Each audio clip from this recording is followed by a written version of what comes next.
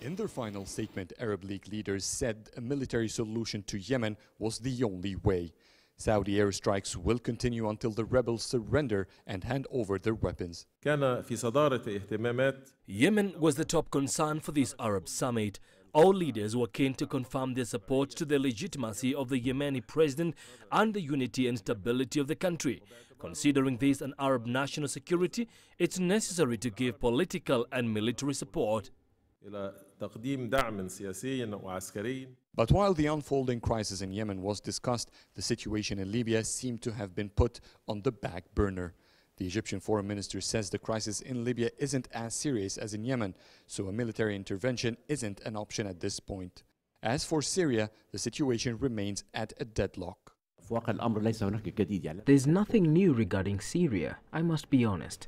This morning, I was in a meeting with the Secretary General of the United Nations, Mr. Ban Ki-moon, and he said that all parties have failed until now. We thought we had a clear road after Geneva in 2012, but 3 years later, I admit that the UN and the Security Council failed to find a solution. But Arab leaders had a clear decision when it came to forming a joint military task force, at least in principle.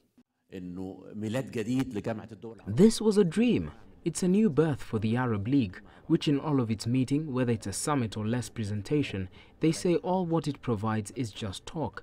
It's an important decision in a time when the Arab world faces unprecedented threats.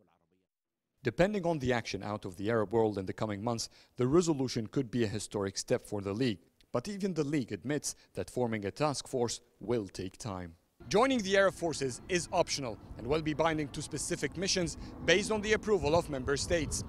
So beside the continuation of the military operation on Yemen, which began before the summit, nothing concrete has been achieved.